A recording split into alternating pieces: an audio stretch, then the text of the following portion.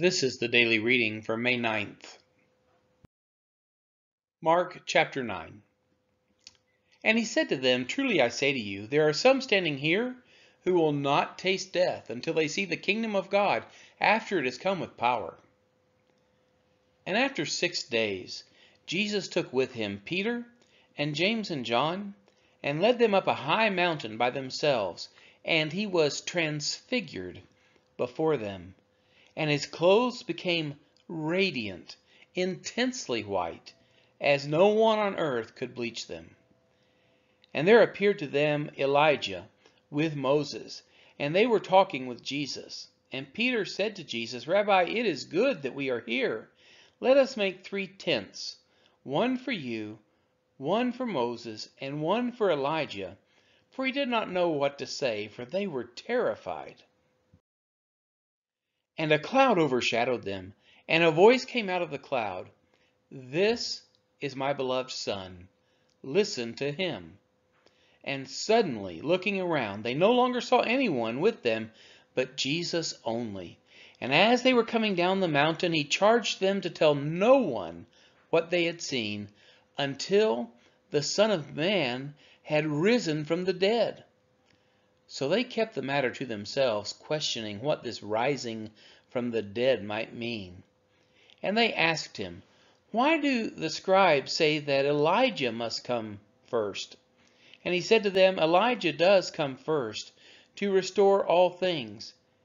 And how is it written of the Son of Man, that he should suffer many things and be treated with contempt?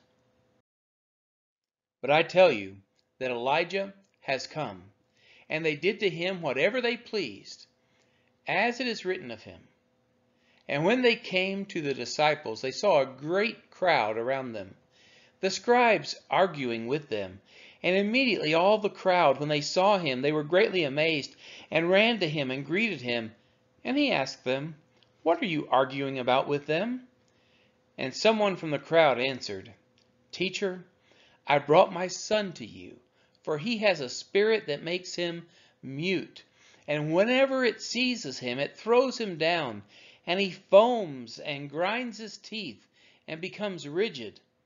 So I asked your disciples to cast it out, but they were not able.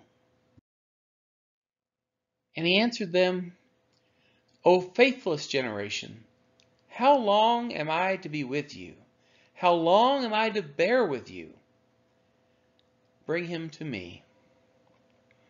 And they brought the boy to him. And when the spirit saw him, immediately it convulsed the boy, and he fell on the ground and rolled about, foaming at the mouth. And Jesus asked his father, How long has this been happening to him? And he said, From childhood, and it has often cast him into fire and into water, to destroy him.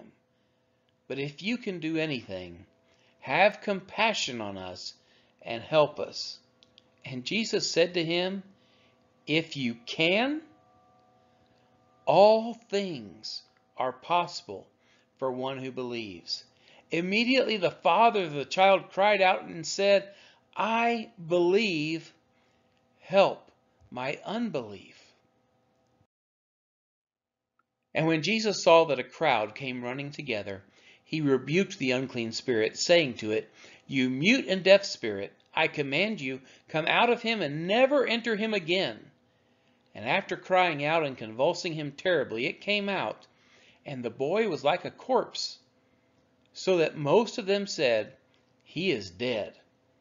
But Jesus took him by the hand and lifted him up, and he arose. And when he had entered the house, his disciples asked him privately, Why could we not cast it out? And he said to them, This kind cannot be driven out by anything but prayer.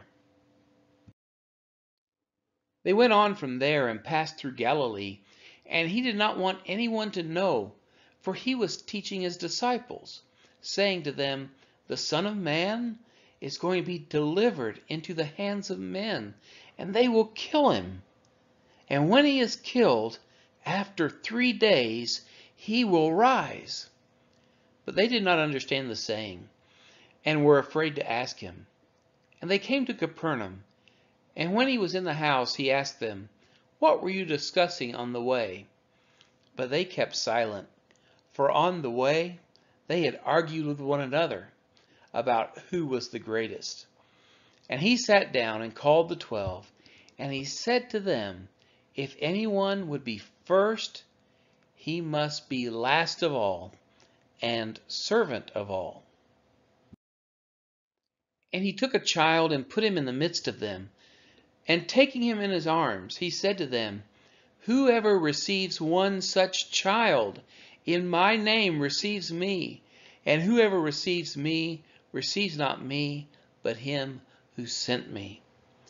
John said to him, "Teacher, we saw someone casting out demons in your name, and we tried to stop him because he was not following us."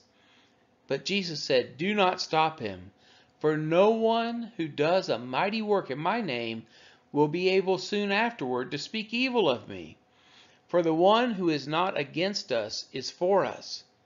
For truly I say to you, whoever gives you a cup of water to drink because you belong to Christ will by no means lose his reward. Whoever causes one of these little ones who believe in me to sin, it would be better for him if a great millstone were hung around his neck and he were thrown into the sea. And if your hand causes you to sin, cut it off. It is better for you to enter life crippled than with two hands to go to hell, to the unquenchable fire. And if your foot causes you to sin, cut it off.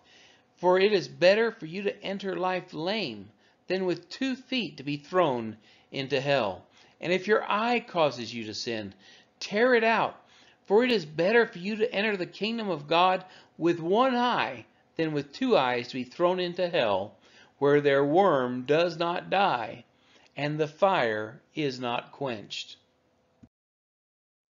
For everyone will be salted with fire.